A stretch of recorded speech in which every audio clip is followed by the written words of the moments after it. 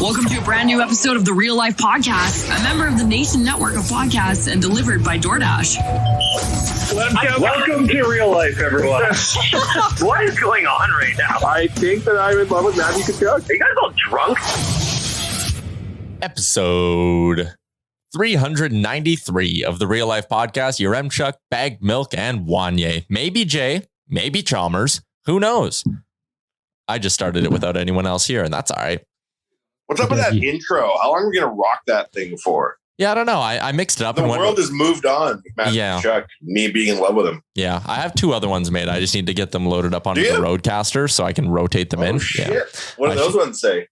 One of them is the math one. One of them is Baggedmilk saying that, why aren't I in any of the intros? And that's it. Well, it's true. Yeah. The irony that you have made an intro of him saying, why aren't I in the intro, but won't play it is like 7D chess, Chuck. Yeah. He's playing 3D chess and I'm playing checkers. Oh, that was fast. Oh, here, just bring it in here. Oh, so we're now a step further from Jay just eating on the podcast. He's actually getting his food delivered to him while we're doing the podcast. Slammed downstairs. So oh my God. This is so fucking whack that he eats on the show. Slammed downstairs and they're short staffed. So my lunch took a lot longer than planned. Jay's lunch took longer than planned. Don't eat on the air. Don't eat on the air. Don't eat on the air. Wait, actually, I'm intrigued by this salad now. Take me through what it is. Oh, it's the Garden Patch. You have to talk into the mic. Oh, it's the Garden Patch Bowl. All right. Thank you. From Dog Patch. Chicken. Anyways, episode 393 brought to you by... The four of us went to the international... Are we live right now? Yeah, we're recording. Oh, yes. Oh, shit. And the four of us went to the International Academy of Podcasting School. Mm-hmm. And we said, hey, should we eat on the air? How many teachers out of 10 would say yes? I actually don't even think we'd be allowed in the doors of said academy. I bet you it happens more than you think in the podcast. Especially on eating podcasts.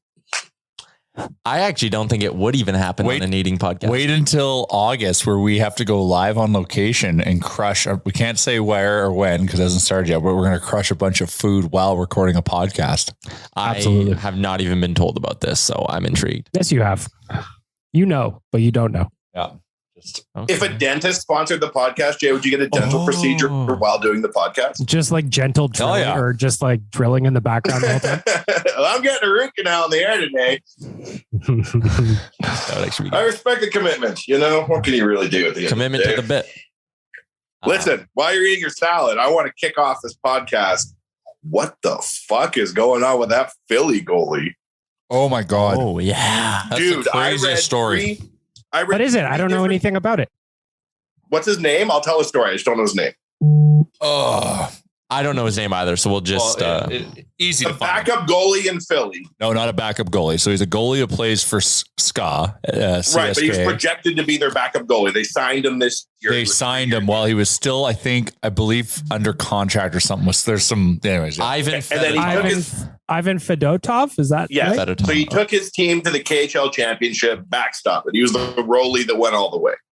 Then signs in Philly. Then he's at an arena and the plainclothes police, and there's video of it on dailymail.co.uk, roll up to this arena and arrest his ass for quote unquote military evasion. Right.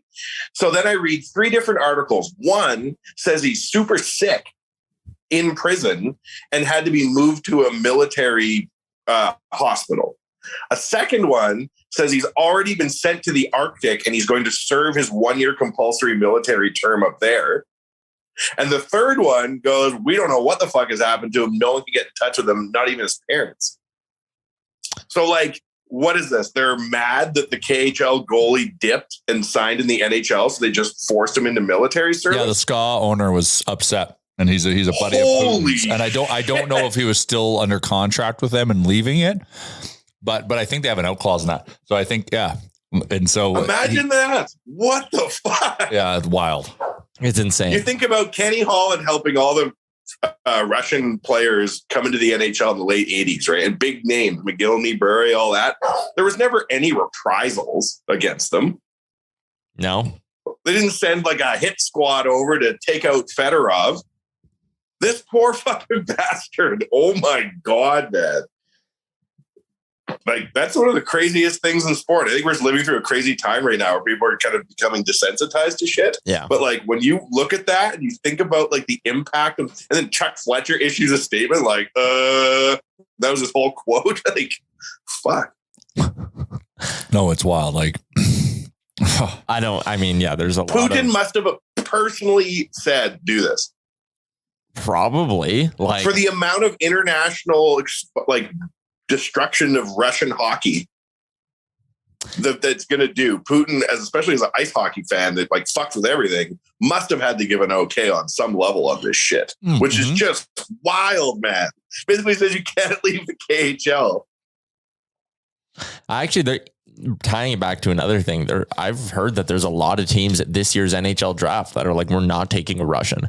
Like, we don't know when they'd be able to come over, all that stuff. Like, we're just not even messing with it. We'll take some North American or some European kid, not messing with anyone from Russia. Wild. It's funny because I saw the Oilers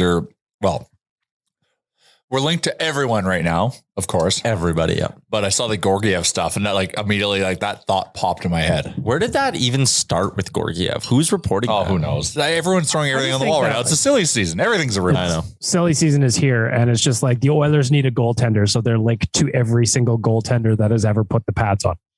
Yeah. Don't do Jack Campbell, please.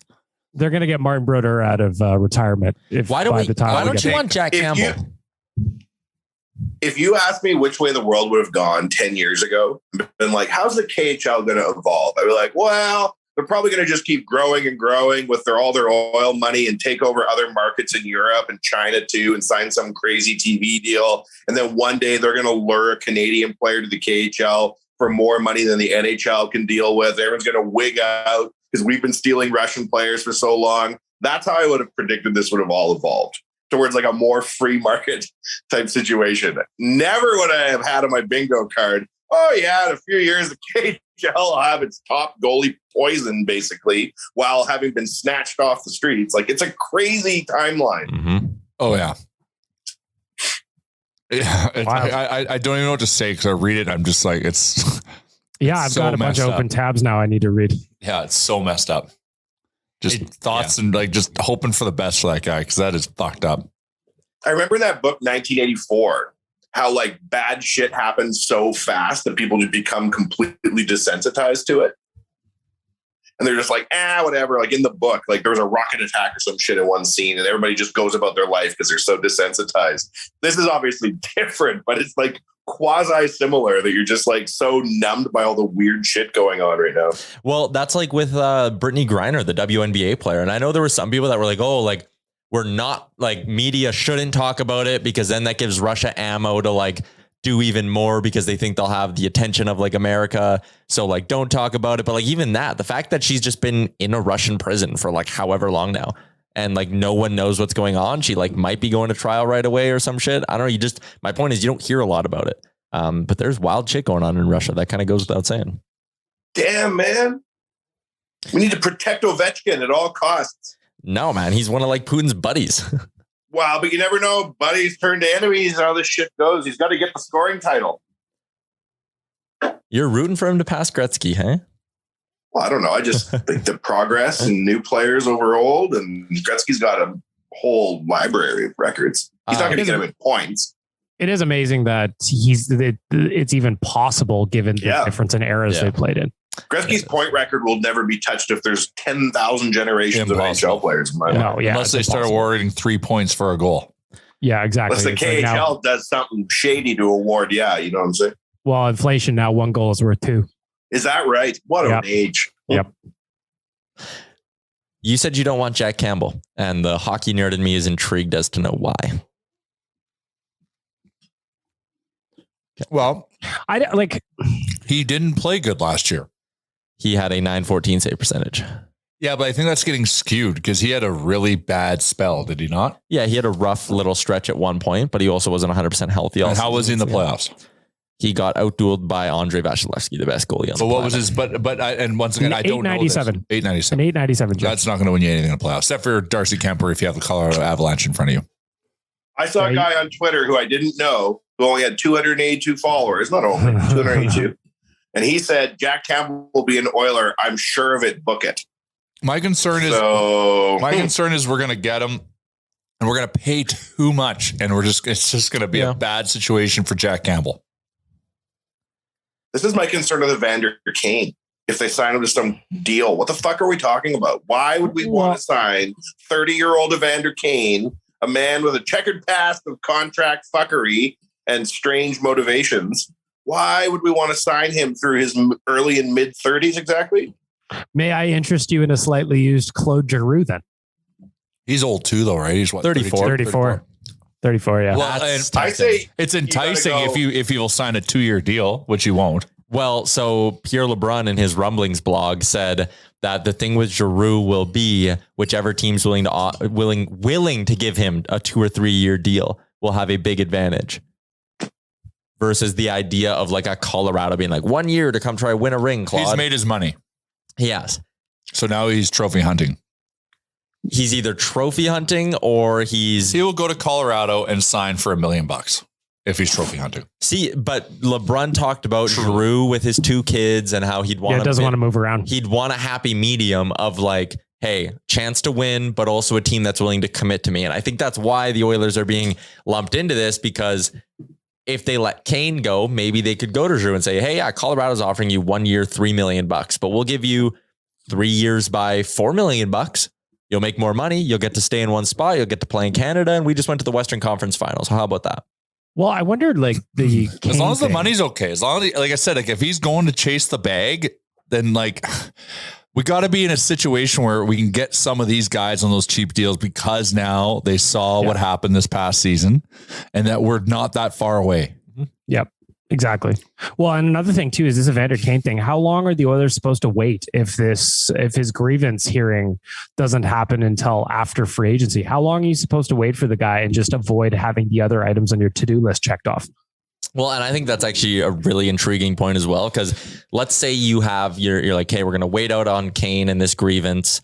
We have $7 million set aside. Okay, well, what if that money can almost get you both Kulak and Giroux? Do you just say forget Kane and sign Kulak and Giroux? Well, that's just it. Like, what do you do? How long can you reasonably wait? And for Evander Kane, from his perspective, how many teams are going to be willing to wait that aren't like if he wants to win, how many of the teams that have potential to win are going to be available to him if this drags on? Well, that's when you pull the Duncan Keith maneuver that Gregor was chatting about last week. Yeah, but who knows how much that'll cost you? But that's what you do. Like, that's what you fucking do. If you're a good GM, you do it.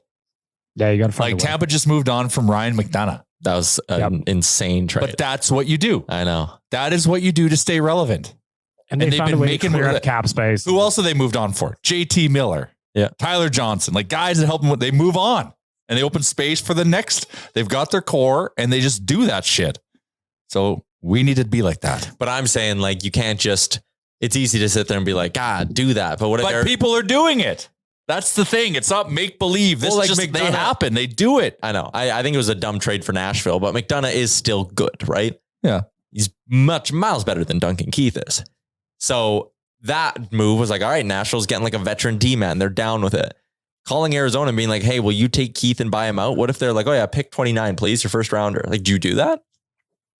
If it means signing Claude Giroux and Evander Kane, or Evander Kane, sorry, I'd say another elite player. Mm-hmm. Yes. Yeah. Yes. The window is now. We've got a 3-year timer on this because if we fuck it up, Leon's gone. If we don't fuck it up, Leon stays.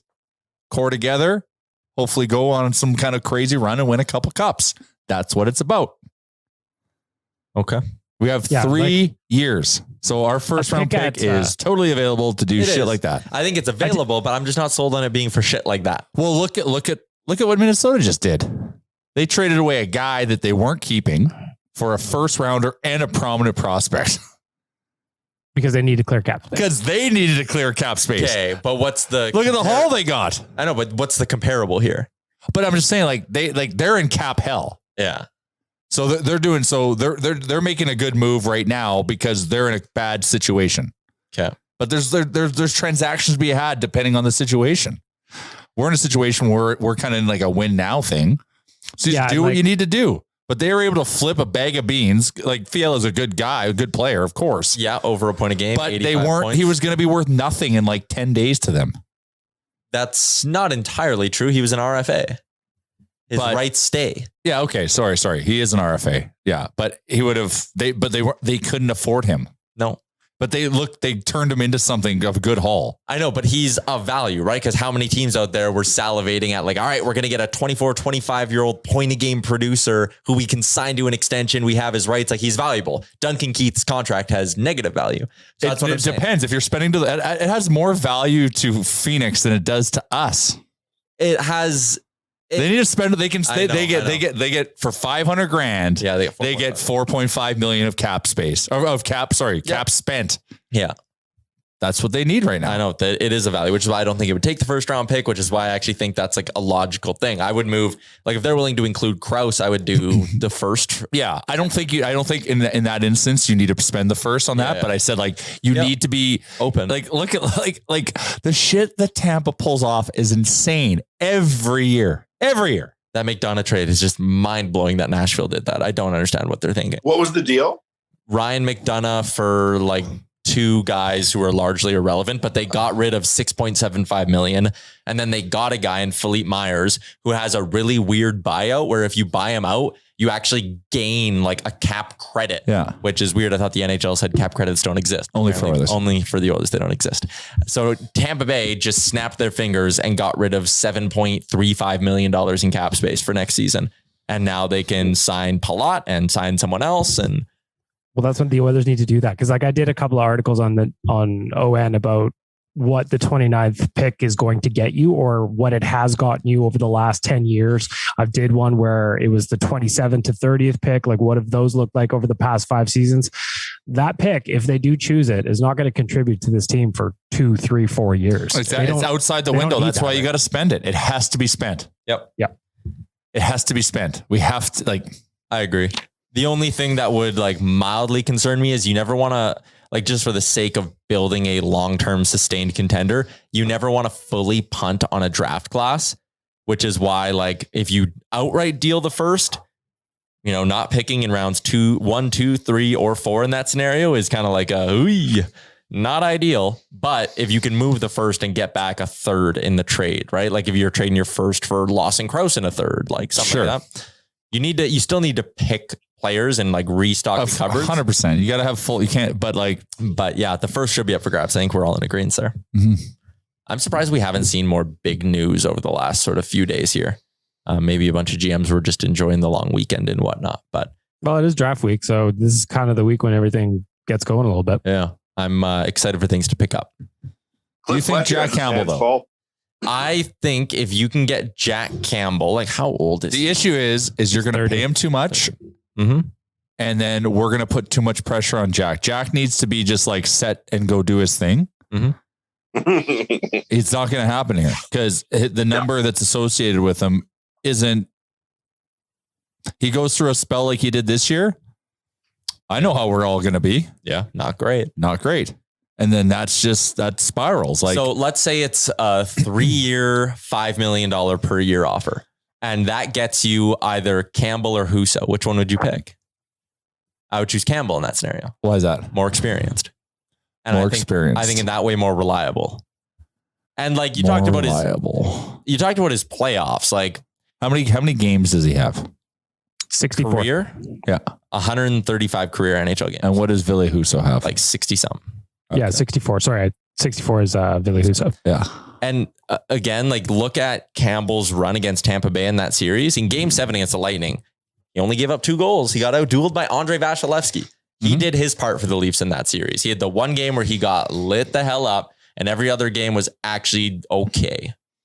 8-5-3 is not great, but he had a shutout in Game 1 and 941 in Game 3, 914 in Game 5, 920 in Game 7. Game 1s don't count because Tampa sucks in Game 1. That's just their MO, buddy. That is their brand. I don't know. I think Jack Campbell is interesting. At $5 million, man, trust me, we are going to be on his ass. I know. We can't. A $5 million goalie's got to be. He's got like. I'm just worried that it's. I know, but that's worried with everyone. If you sign Darcy Kemper for $5.5, I don't want Darcy Kemper. I just saw him in the playoffs. So who do you want? Who do I want as a goalie? I can get you a KHL champion in condition unknown if you're willing to send in a strike force. Intriguing. Won't cost you anything. Other than maybe a couple military favors here and there. Yeah, like the market sucks. Mm-hmm. Like, is there like, I don't think you want Georgiev. No, I don't want Georgiev. I'd sign Campbell before I do that. I really want Marc-Andre Fleury to re-sign with Minnesota so we can go get Talbot. That's what I want. You want Talbot? Yes.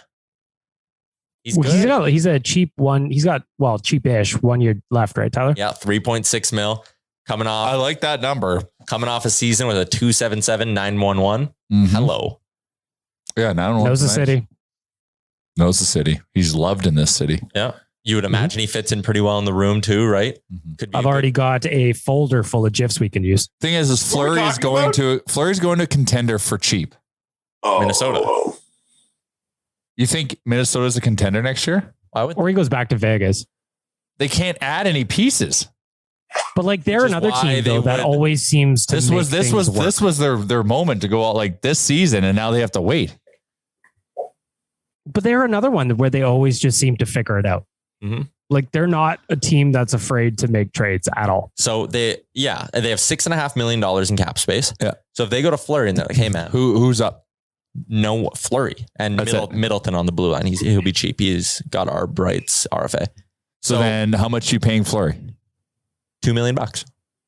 And you're gonna have 4.3 left. And you're gonna trade. He's gonna spend so I would not say Minnesota's a juggernaut.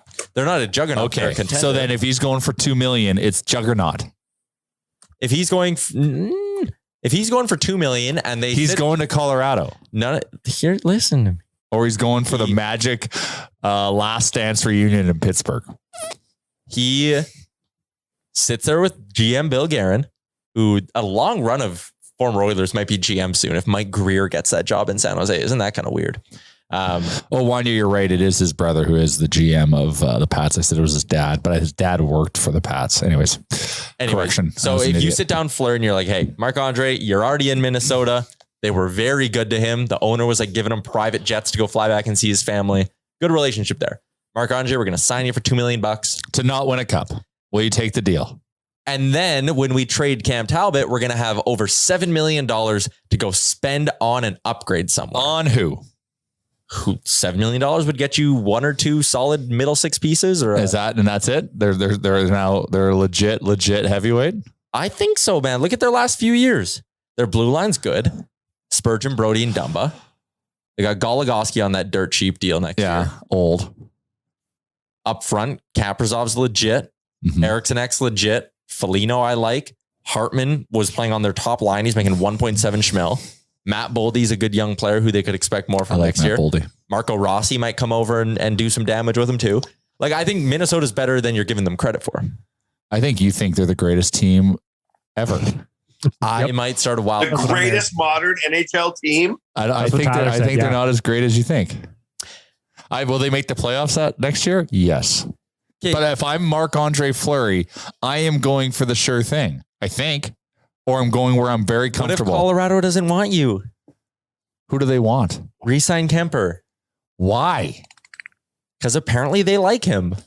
They like an 890 or whatever save percentage in the playoffs. They like the Stanley Cup ring he helped them win. Yeah, they could have had Mikko Koskinen and won. I don't think you're giving Darcy Kemper enough credit now. The dude also couldn't see for half the playoffs. I don't know. I'm worried. Well, Kemper's going to be chasing the bag. Yeah, he's in a situation because in his career, it's about making money too. So does he like it so much in Colorado he'd stay? He's gonna have to take a discount. Yeah, but there's going to be a team that'll offer him 4 or 5 years, and that's probably what he's going to take. Where Fleury would sign a 1-year deal for Colorado, probably for $1.5 million. He could. Or he goes to Pittsburgh. Why? That's not going to happen. Last dance, bro. They have Jarry. They're not. And if Fleury goes to Pittsburgh, in fact, go give everything in the world to get Tristan Jarry here. But like Pittsburgh's also platooned before, so it wouldn't be crazy. I don't think that's going to happen. But this isn't. We're talking about Minnesota's Wild's goaltending far too much on this podcast. Yeah, I agree. Because so let's talk about who the Oilers should try and get. What should we try and do? Well, maybe Cam Talbot. The Minnesota Wild goaltending podcast. What would you have us? That's fair. I'm just saying that's like it's either this or we're talking about Joey Chestnut powering 63 dogs back today. And 70 the protester. 70 something. Did he actually snap his neck? Like, what the hell was that move? That was wild. That was wild. Yeah, you did not compare between Joey Chestnut and his hot dogs. Did he just pull his head off? Like when I watched that, I was like, did he just kill a guy in front of the whole crowd? Like what? So I read a theory last year that the Nathan's Famous actually rigs the contest every year for Joey Chestnut to break his own records. They're giving him like buns that are made different and hot dogs that are like different sizes than everyone else because they know the draw every year of Joey Chestnut breaking his own record. They need to get Kobayashi back. They do. But yeah, they do need them back. American Eating Association and Kobayashi. Yeah. And I think Kobayashi is one of the guys who actually believes in this theory. I think that might be. Oh, he probably started it. Yeah. So I think that this year, the cast on Joey's foot and that protester coming up, we're all planted. All fake. Joey, the hero we deserve, the hero we need at this time. Yeah, the hero we need right now. Is there nothing in this world that has any honor left? Yeah, no, not even the Nathan's hot dog championship. That they sat there and were like, you know what? Him breaking his record every year is getting boring. Let's try. He beats it by one. Always. He beats it by one. Always. But this year he didn't come close. So his record I thought he beat it by one. Or is he digressing? I thought I saw. Yeah, he digressed this year. So last year he set the record. Last year, 76 dogs in 10 minutes. This year he hit 63 in 10 minutes. Yeah, but the next highest total. A bitch's head off. Well, yeah, he had to take a little break there. Is that included or do they stop the clock? I don't think they stopped the clock. At least not. I'm watching it right now. There was no stop the clock. The next highest total, though, behind Chestnut was 43 dogs for second place this year. You got to hand it to the Nathan's Hot Dog Corporation because, I mean, hot dogs are fairly, call them a commodity. You couldn't tell one brand from the other, right? And somebody busted through the door at Nathan's once upon a time, was like, I have an idea, a hot dog eating contest known all around the world. And they were like, let's do it. They've been doing it for what? Years and 50 years, 70 years? I just saw what you Googled, Jay. Are you about to steer this back towards hockey? Okay. So I'm just looking at this right now. I'm assessing. Wow. It is. In the meantime, this video of Joey Chestnut is grotesque. Is it him eating the hot dogs? Yeah, it's just like so the way they how does dunk he it in feel the right water. now? It's awful. He must go vomit right after. Like, how can you? He actually, so funny you say that. So I Googled it to say what happens thereafter. Joey Chestnut says it takes him about 2 days to start feeling normal and spends a ton of time on the toilet. The dog's got to come out eventually. Yikes. All right. Before we get back into the hockey talk. Yes. Got to give some love to our friends, not only at the HGA Group, the presenting sponsor of this show, but also Alfa Romeo of Edmonton, our luxury car partner. Vroom, vroom. That's not their slogan. And we also learned a couple episodes ago, they don't make scooters. And I'm not in the market for like a riding Vespa scooter. I think I'm going to be in the market. I want to get like those Lime scooters. I just want to buy my own. I think that would be an affordable thing for you. Honestly. It's only like $800. You just recharge it. I think I'm going to do it. Your M-Check, if I'm ever driving down the road and pass you going on one of those things, I'm going to pull over and kick your ass. Well, I'd like to see you eat a fettuccine Alfredo while you operate that thing. Yeah, that's going to be a tough one. You're going to have some kind of. You won't like scenario. it. You're like, I can't eat on this thing. I can't eat and drink. Or you have to acquire some of those like beer helmets, but everything will have to be pureed. Just the Nathan hot dog down the tube into the throat. That's the only way to do it. Also, need to plug our Blue Jays Nation or our Oilers Nation vacation trip to Toronto. Bungled that. The deadline's coming up right away here. So if you're going to get in on this, get in on it quick. We have a few spots left. Yep. We are going to Toronto, watching 2 Blue Jays games, a TFC game, having a great goddamn time. All the information is at nationgear.ca. Also, the golf tournament. I got a DM from Scott, who's a listener of the show. He wants to come to the Oilers Nation Open, but he can't. All his buddies bailed on him. Oh, nice buddies. Oh, come on. So Scott has no one to go with. Okay. If you are listening to this and you have a group, let's Nation Frankenstein Open, a group. I love it. Yeah. if you are looking for a group at the Oilers Nation Open out at Cattail Crossing, shout out to Cattail Crossing, send, and you have an extra spot, send me an email, tyler@oilersnation.com. I will put you in contact with our boy Scott, who is looking for a single spot. I will commit to this group a golf bag full of Nation beer. Wow. Maybe we even mosaic a team together where it's just, hey, if we got 4 singles too, that works out just as well. That's exactly what we're talking about, Baggedmilk. Let's You get just Scott used a on a beautiful team. word. I used Frankenstein. You said mosaic. Okay. So basically what we're doing here is if there is a group out there who can add a single, email me, tyler@oilersnation.com. Or if there are 3 other singles out there looking to form a mosaic real life listener Frankenstein group, Very beautiful. DM Or me. alternately, maybe one of your foursome, isn't quite the same grade as the rest of them. You want to cut someone from the team. Sure. You have an Tough option. decision. You could pick up a UFA. Tough decisions have to be made. Cut that whack friend out of your crew and add Scott. And if you are a group of 3, or no, maybe a group of 4. I don't know if I should announce this yet or not. We've got 2 NHL alumni coming to play in the tournament, and Gregor's going to be auctioning them off their team later this month. Ooh. Is one Strutty? No offense. No, it's Joaquin Gage and Kyle Brodziak. And we are still waiting for one more. We might have 3 Oilers alumni at the tournament. That's super cool. Huh. So Brodziak. if you're looking for that, Greg will be announcing and auctioning those off. I just don't know when. He said later this month. Nice. Do you get to keep Kyle Brodziak at the end of the day? Good question. I'll find out what the time limit is. You just take him home for the weekend. That'd be really nice. Kyle Brodziak does stuff around the house, makes you You breakfast. can get 24 hours of Kyle Brodziak. You can get some shit done.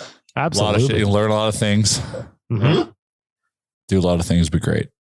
Laugh a little, probably. So yeah, if we have 4 singles that want to make a group, we will give them a bunch of Nation beer to have fun and break the ice. So if a bunch of people happen to email me, I'll just do the first 3 get to join Scott. And at that point, it would just be $250 a person. Yeah. Would make the $1,000 for the group. And if you want to enter in person, Tyler's address is Go ahead, Tyler.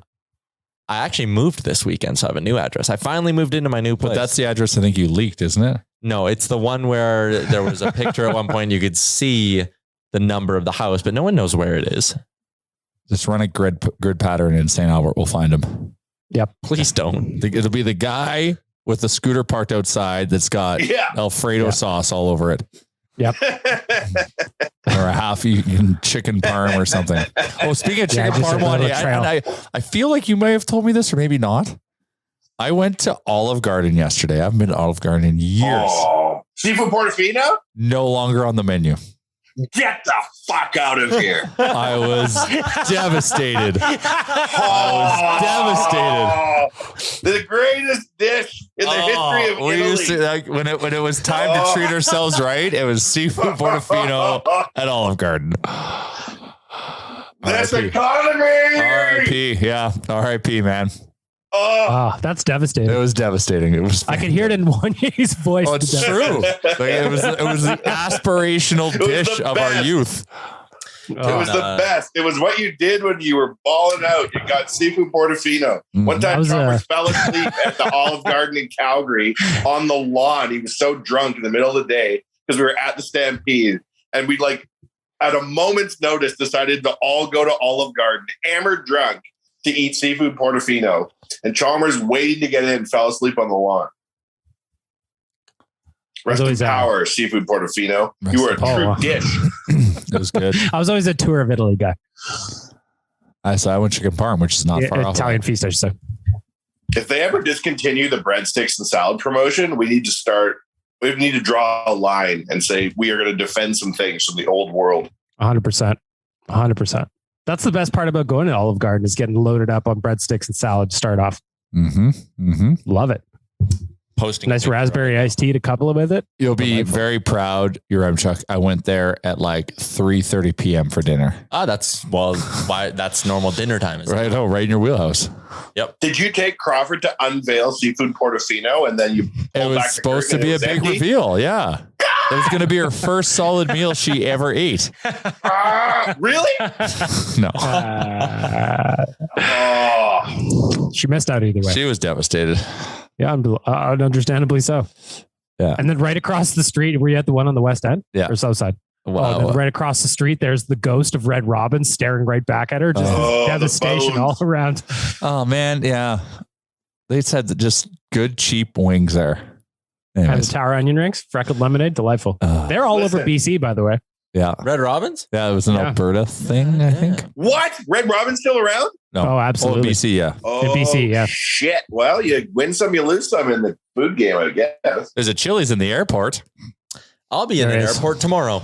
Oh. That Chili's is like the land where time does not exist. You know, it's just a great, great establishment right there. Yeah. Is seafood Portofino available in BC? Are they just fucking with us here too? Yeah. Alberta's getting a shot. Man, that's like the Big Mac being canceled. Well, yeah, it's a staple. It was a staple. It was the feature staple, like the fancy staple. Yes. Good. It was a galaxy of seafood. You're not a seafood guy. It's some of it's growing on me. Okay. Look at those muscles. Jack, you wouldn't know. Anyways, you wouldn't last 5 minutes in a 1999 Olive Garden in Calgary during the Stampede. Fact. All right. You would have been 2. So yes. What year? And likely still allergic to shellfish. Before we get back to hockey, which I know Tyler wants to do, Jay, did you watch the F1 race yesterday? Yeah. Oh, what a start. What a start. Unbelievable, Crazy. Man. And what a finish. That was the most entertaining race of the year. How did Zhou Guanyu walk away from that? Halo, man. Halo saves the day. Tyler, have you seen the video? No. I'll send it into the group chat right now because it is absolutely bananas. It's amazing. And that was right at the start. Like he didn't even make a first, like it's amazing the speed. That was turn one. Yeah. He basically got flipped, slid upside down, I don't know, 200 feet, crashed into the wall, flipped right over to the wall, the tire wall, and was wedged in between the fence and the tire wall sideways after sliding upside down at high speed. Yeah, I'm going to get you guys a video here right now. Oh. Do you see my it? Lord. And he survived? Not a scratch on him. Yeah, fine. Absolutely crazy. Esteban Ocon was more banged up than him. Yeah, and shout out to also, before we move on quickly, George Russell for just getting out of his car and sprinting over there. I know, and that cost him. Like, he couldn't get back in the race because he did that, eh? Yeah, because he turned his car off to go run and do that, and then when he came back on, he couldn't turn it on. So since he needed assistance, he was out of the race. Yeah, Lewis almost had a chance. That was exciting. This is like the sports books just love Max Verstappen, and because he wins almost every race, I get it. But Sainz winning pole, I went and bet on him to win. He was plus 550 to win. Oh, nice. Hello. Good for you. That's a juicy one. And then I had Lewis to podium. Oh, nice. And you had a good wee little F1 weekend. Oh, yeah. It was great. I didn't have any. I put a small amount on Verstappen to win. Obviously didn't happen. And then I had George Russell to podium. Obviously didn't happen. But those were the only bets I put in because I had to do the thing where I PVR'd the race and tried to avoid social media. At especially with what happened in the start. Oh my God. I couldn't believe it. But that was like those last 10 laps were exciting. Very exciting. That was probably my favorite race that I've watched in my young. I was standing up and cheering and like, oh, Swedish berries in the house. Let's go. Unreal. Oh yeah, that was entertaining. So the Halo turns out it works. Halo's legit, man. It's shocking. Like as they were going through it and they were talking about, hey, just so you guys remember, like there was a bunch of drivers that are like, we don't know about this Halo thing when it came in.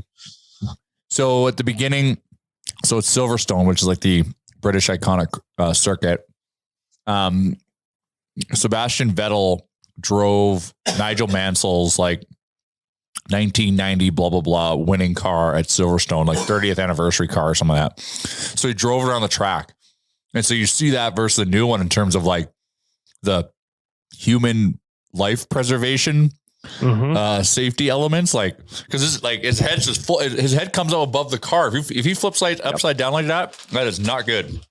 Oh yeah, if that crash from Sunday happened in one of those cars, they're not having a happy ending here.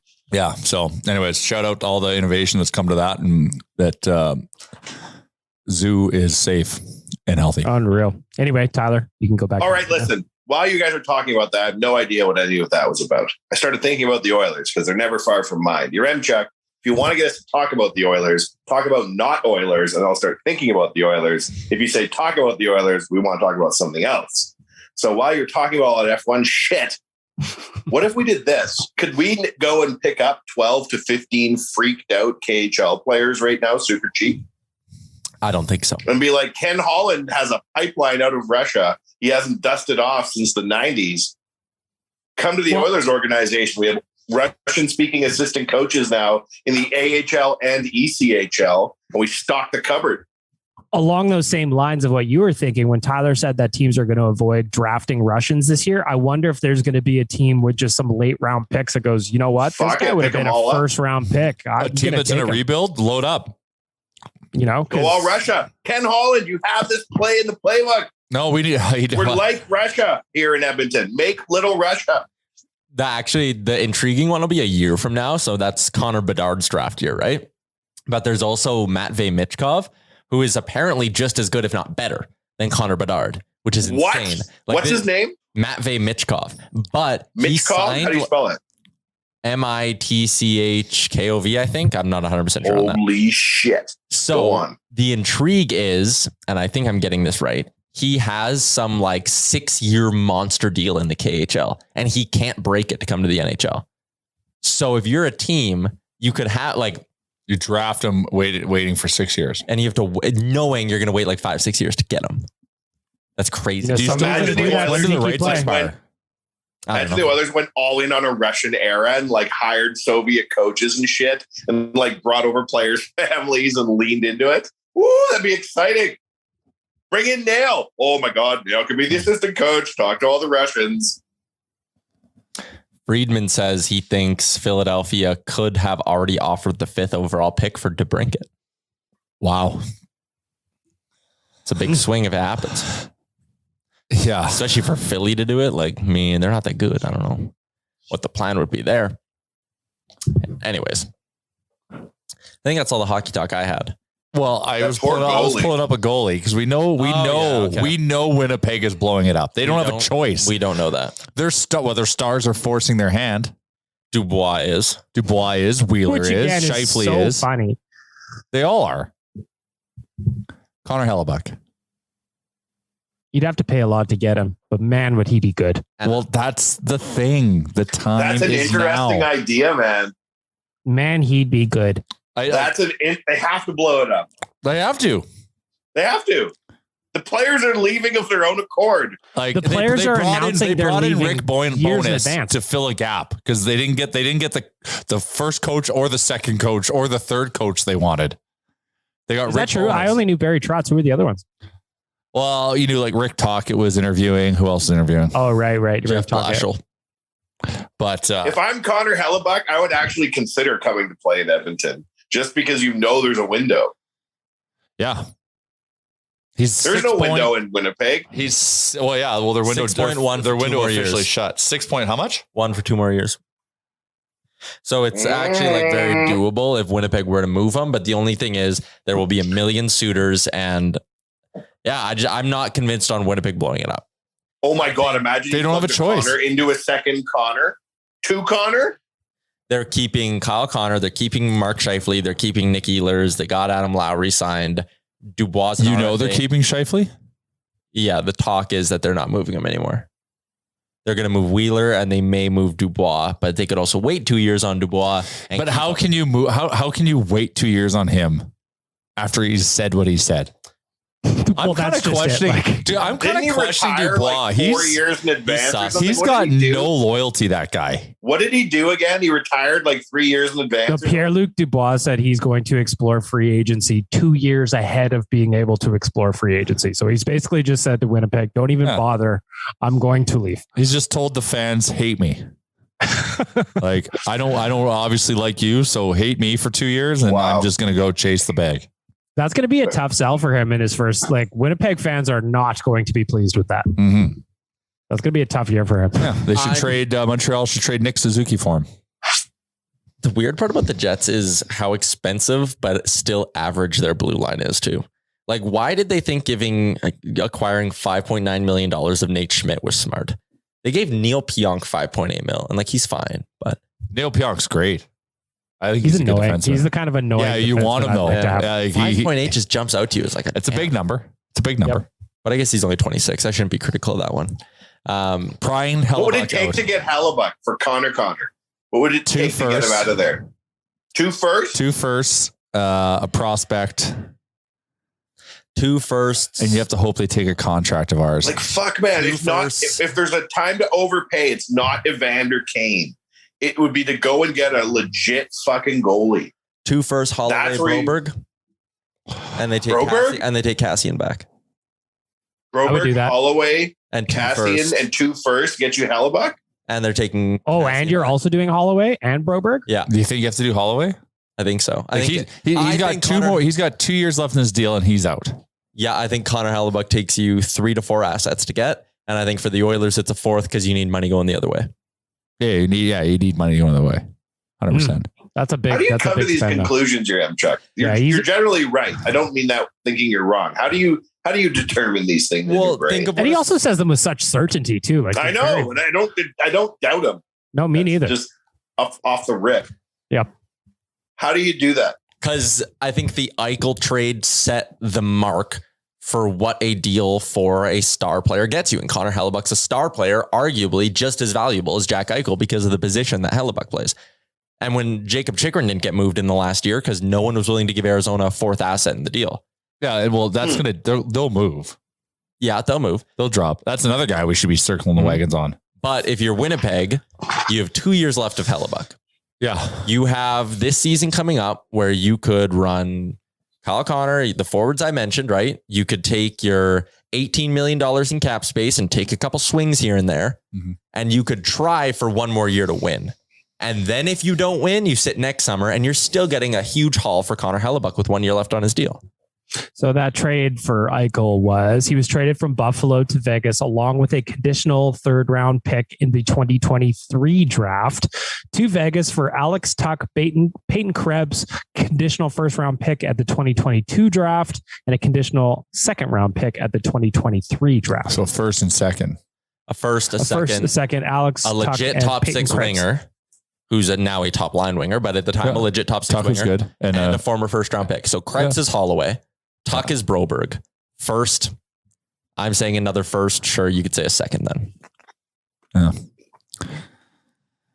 That's big. Do you think the Oilers, Check, actively look at different trade proposals? Like, do they ever sit down and someone goes, "What if we tried to get Hellebuyck?" And then they work out a bunch of scenarios, and do they work it through to a conclusion, then decide not to do it? Or do people not even really spitball trade proposals all that much throughout the year, and just fans do it? I think they spitball all the time. I think there's a lot of right now sitting there. They probably have a large list of here's our needs. Here's what we're willing to move. Let's start going through guys who might be available. And then and is there a large amount of deals presented to GMs that are just no? Or is is there a lot of screening? Do they present lots of ideas, or are they reluctant to present ideas? I don't think there's a reluctance to present ideas. I don't really, and maybe that's something that I'll maybe try to learn more about, is how the inner workings of a pro scouting meeting goes. It'd be interesting. Why not? I can't see a GM making 4 calls a day, pitching trades all the time and shit. No. GMs are Jesus Christ, this guy again. But I think GMs talk a lot to each other. Oh yeah, they're talking always. They try to keep a line of communication open with a guy, even if there's no business. So what about trying to pry Spencer Knight out of Florida? What's his sitch? I don't know that guy. I think they won't move Spencer Knight because they're petrified Bobrovsky falls off a cliff, and they need a cheap starter. And Knight's a cool name. Yep. Yeah, they need but they've got to they have to do something with Bobrovsky. You were talking about the mental side of paying Jack Campbell $5 million to come here and the pressure he'd be facing. Yeah. What if, like, if you acquire a young Spencer Knight and he comes here with all this talk that he's the savior, he's going to be the number one goalie for Connor McDavid? That's just as much pressure. We don't need a savior. We just need like competent goaltending. Yeah, just average goaltending. We don't need you to stop 45 a night. Like I don't like Campbell at $5 million. He's not a $5 million goalie. Yeah. That's the thing. It's not gonna work. It's gonna be a lose-lose situation. Is that if what he comes for 3.5? Sure, I can. But $5 million, man, that is a giant target. Is that kind of the rumored number that he's looking for in Toronto? That's just my guess. That's purely a guess. The memes of having a guy named Knight, it pays for itself. Knight Rider, Dark Knight.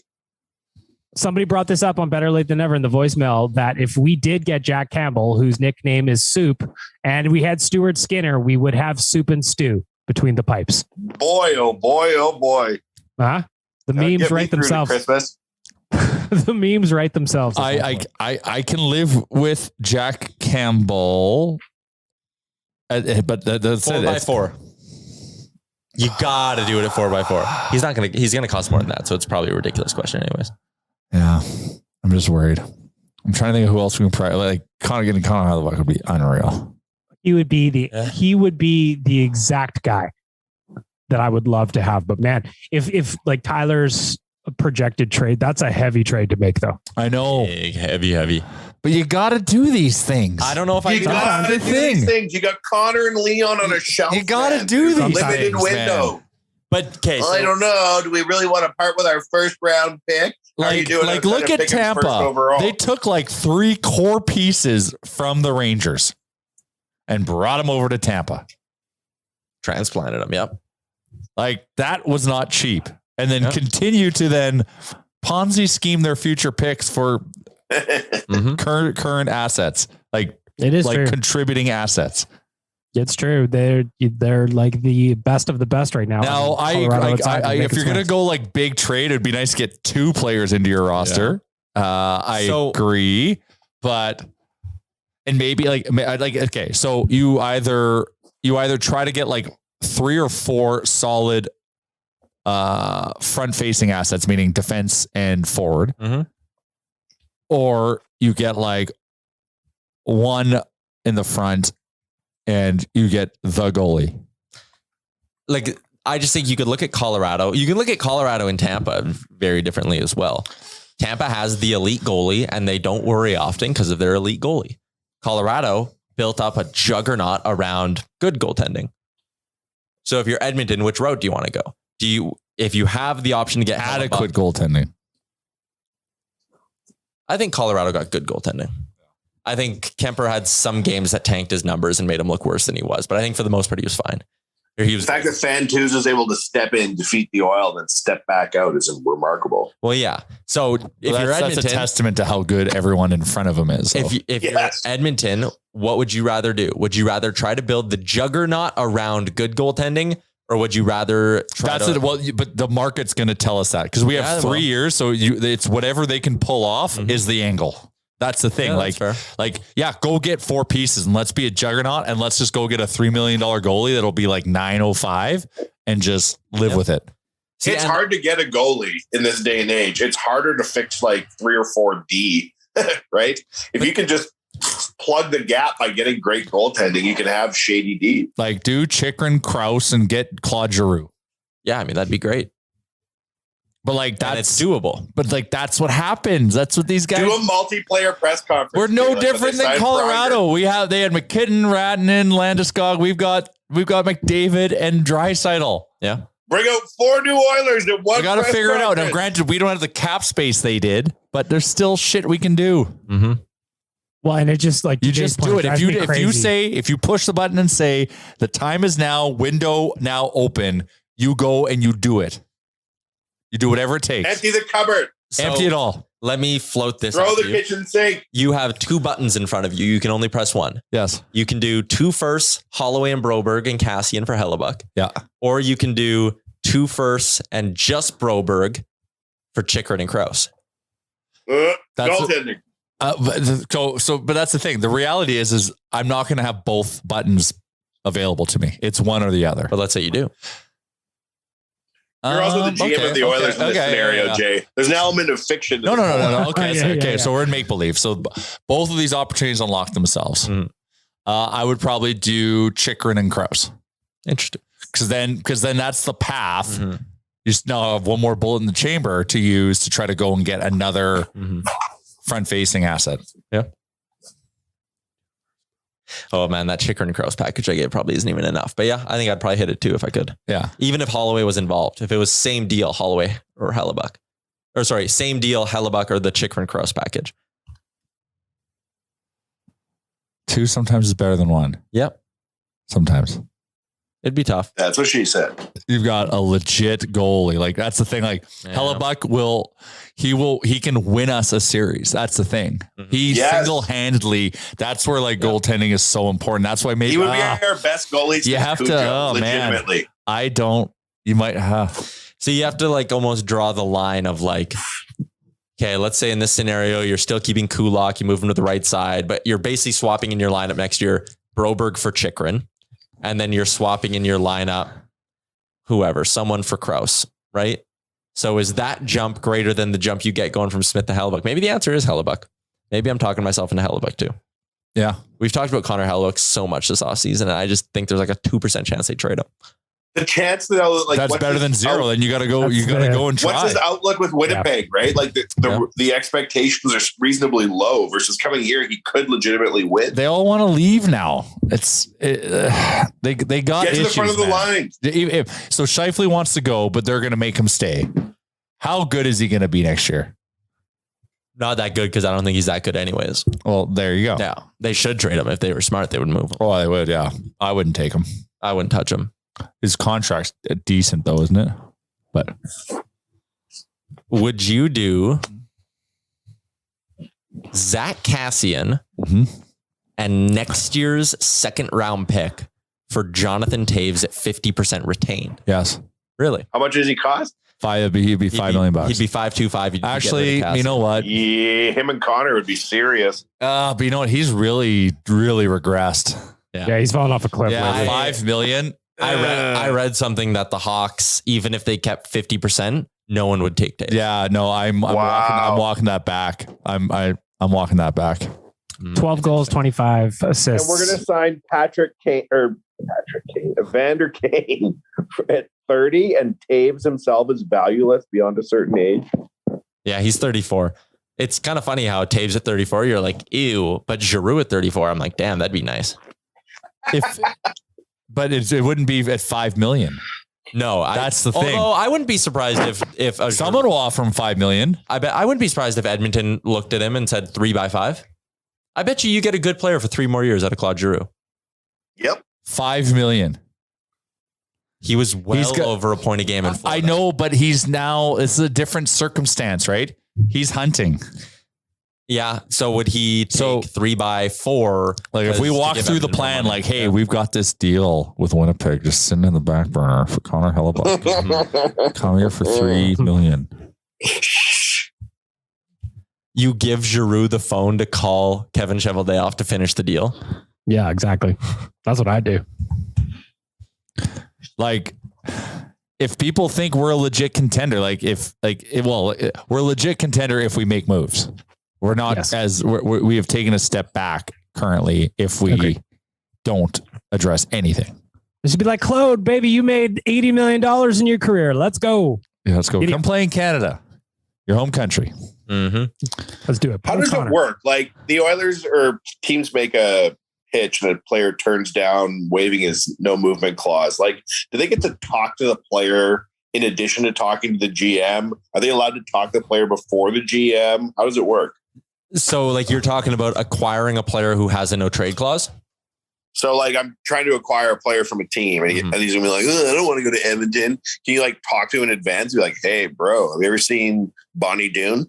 Well, yeah. So what'll happen if it's not if it's not considered tampering, if he's actually in a window where he can talk to teams, GM would call, coach would call, Connor would call. Like you get the royal treatment. Yeah. Like you get Moose to call, but like sometimes they grant guys a window to to do that early. Didn't they? Like Carolina just did that with Ethan Bear. Yeah. He's allowed to. Or check sometimes with it's different the teams. reverse where a team will sit there and be like, all right, two GMs will be like, all right, we think we have a deal, but this player has a no trade.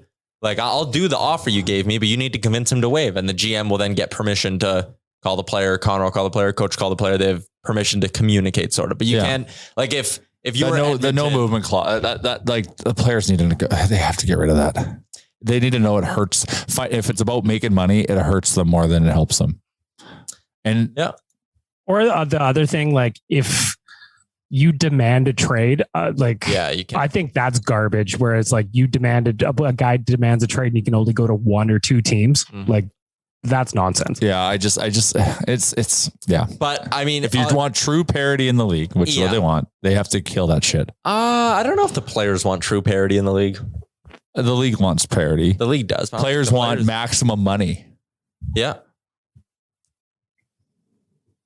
So you move that up and allow, like, what really gets people hot and bothered? Trades. Blockbuster trades. We love trades. It helps grow the game. Kevin Durant. Damn right it does. KD's coming to the Oilers. Trades. Interleague trades. Intersport. Yeah, Top 10 trades. memories of all time for me is a press conference of the Oilers. Nothing even on ice. Yeah, two of them. Gretzky and then Pekka and Pronger. Yeah, Pekka Pronger days. That was exciting. Like that was like, I was ready to run to the moon. I was so excited. Mm-hmm. Wearing all their hats and shit and shades because we're going to go to the Cup. Bitch. That's a dental. It'll be an interesting week. We got to trade that pick. We have to trade a first round pick, I think. For Hellebuyck. Well, yeah, and a bunch more. Yeah. I feel like if we can convince Yaremchuk the trade actually occurs, PS. Yaremchuk, listen to us. Like, who's a defenseman that's chasing a cup? I don't know. Alex Edler? Like, I don't know. No, we don't hit Edler. PK. No. Yeah, PK is chasing JK. No PK. I think PK is going to retire. That's one of my. I think he is too. He's doing all those hosting things. Oh yeah, he's got a hell of a career waiting for him. Second career. Yeah. All right. We're going to wrap this thing up. I will be, like I said, at the draft. So maybe I'll go talk to Ken and just be like, listen here, Mr. Holland. Get in front of him, shake and be like, just make the big moves, man. If you showed up with a manila envelope, you'd written the plan on the front of your Yaremchuk and just went, hey, Ken, call me, baby. Gave him finger gun, bing bong, and then hit him up with that document, you'd get a call. I'd buy that. Connor Hellebuyck. Go to the Jets table and say, blow it up. Just keep walking by and blow it up. What if I get like into an elevator with Kevin Chevedale? I just go, listen, man. Blow it up, man. You got to blow it You up. had your chance. There were some good runs in there. Memorable runs, but you lost Buff, and that was the beginning of the end. Blow it up. Imagine you engineered a trade so good that you brought it to Ken Holland as an outsider, and you're like, I've already got this signed off on, that they like made you assistant GM. You made a trade into office. Blow it up. But I still do the podcast. We do this podcast, but I'm like openly known as the actual assistant GM of the Oilers. Yeah. And Just start firing off emails, Tyler. Yep. It's got to be like Ken at EdmontonOilers.com or something, you know? You asked Connor McDavid a question at the All-Star game. Like, you're not that far away from being GM, in my mind, globally speaking. Facts. Kind of like royalty in the UK. Like I'm like 38th in line if the right people die to being the Oilers. Bob Stauffer has thought he was going to be the GM of a cup-winning team for 30 years. Now, you actually have the chops on account of your large hands. Blow it up. Tell him blow it up. Yeah, Tell him blow it up. I will. I'll just start going up to every GM I see. No. Winnipeg. Just Winnipeg. Fly to Winnipeg on your own dollar. And then what could we do? I'll see the GM of the Coyotes in an elevator. I'll be like, hey man, listen, you got to blow it up. And he'll be just land, start filming yourself, put together a documentary of you stalking him and then proposing him. And then let's get Buffalo to give us Tage Thompson. I don't think that's just, I see who's their GM now. Kevin Adams. Hey, Kev, listen, man, I was just thinking, blow it up. No, they've already blown it up. And he'll be like, what? You know it's blown up. They just signed 41-year-old Craig Anderson to be their goalie. Doubled his pay. He was 750, he's making 1.5. I can't believe they do that. I can't believe that organization keeps doing this shit. They will be good. Alex Tuck and Peyton Krebs are going to see to it. They're now, I've got a lot of empathy for Sabres fans and the Sabres. Yeah, I love Buffalo. I actually like, I just like, you're going to look back and say Buffalo won the Eichel trade, which is just fantastic. And it's also because Alex Tuck really wants to be a Sabre because he's from upstate New York. Mm-hmm. And he loves Niagara Falls. Well, Jack Eichel is a big yuck. Yeah, it'll be interesting to see what happens in Vegas next season. This summer. They're very unlikable all of a sudden. Very. Yeah. Well, especially as you hear like the players don't like it there. Like in terms of not being in Vegas, just the organization. Really? That's what people say? That's what's going around. I think they've upset. That and Connor Hellebuyck to Edmonton. Yeah. I'm hearing that That's too. what I heard. I've heard Vegas is, upset kind of some of the core players because they just trade everyone. And it's just kind of like, there's no respect. No respect. There's, the flirty thing. You need an element of that, but it's when you're like winning cups, you have to be when you're Tampa. Yeah. Like you have to be a little bit ruthless like that because like you don't have a choice. If you want to keep being relevant, you got to just move on and believe that you can draft with what you have left. Okay. Mm-hmm. And that you can just, you've got your core. The minute their core is too old, then they have to blow it up. Like Winnipeg does. Blow it up. Great Hellebuyck. Title of the pod. Hey, Winnipeg. Read an article on Jets Nation being like, the play here is to trade Hellebuyck to the Oilers. Yep. For as little as possible and to retain salary. Mm-hmm. Yeah. Baggedmilk. Could you write an article, Guy Incognito, on Jets Nation and just plant the seed in the Jets psyche? Oh, absolutely. It's propaganda, buddy. Absolutely. It's like all those articles. What if? You've been writing under pseudonyms, Wanye, about how Johnny Gaudreau needs to leave the Flames, right? Or do we want him back in Calgary? Because we know it'll just lead to mediocrity for the next 8 years. Yeah, you want him. It's so strange. It's such a big year, but I feel like he did it for his contract. Yep. And if you're going to cash in, do it on a 115 point season. Yeah, was that a nose whistle? What was that? Tyler just randomly whistled and he's trying to think about why he did. You turned to the window and you whistled. Yeah, that's the sign. I was thinking about how I don't think Johnny Gaudreau actually cares about winning hockey games. So when Wanye said, did he just have that big year for his contract? I was kind of like, yep. Johnny Gaudreau should go to Vegas because they're the same. They're about entertainment and not trying hard. They can't afford him. Except in your pregame show. Joyzy. He's going to Joyzy. Oh, they spent all their money on Eichel. That's right. That's just a terrible play for an organization. Their goaltending's fucked too. They're going to want Hellebuyck, but they can't have him. Who? Vegas. Vegas needs a goalie so bad. No. Yeah, Robin Leonard. Well, and also his health is in question. That's what I'm saying. All right. We're going to wrap this thing up. Blow it up. 393. We're going to blow it up. They're not blowing it up. Get that article. Our 3-year championship window is officially open. Some would argue it's been open for a while, but we've been saying it. But like now is the time. I've never said that ever. But now is the time. All right. Jay is drinking the off-season Kool-Aid. Of course, until it goes down smooth. I'm gonna believe in every trade they make until we see what actually happens. That's the motto for the new year, Jay. The window is open. I barely heard that. You kind of went into the side. Is that the motto for next season? The window is open. Sure. Nation Gear Kennedy, get on it. The window's open. The window is open. Open your window, or be a Remchuk and look at the window and whistle. Nose whistle. Windows open. Episode 393. Shout out to Oodle Noodle, where the window's always open for Oodle Noodle. The window to buy Oodle Noodle is always there. Yep. Except for between the hours of 11 an open window, and 10 tell the manager something bad happened. And our friends at DoorDash, where you can use promo code RealLifeDD, gets you 25% off and no delivery fees on your first order when you use the DoorDash app. Ding dong. Shout out to the HGA Group, our title sponsor. We will chat again on Thursday. Thanks for listening to another episode of the Real Life Podcast. Don't want to miss any of our nonsense? Hit the subscribe button and give us a follow on Twitter and Instagram.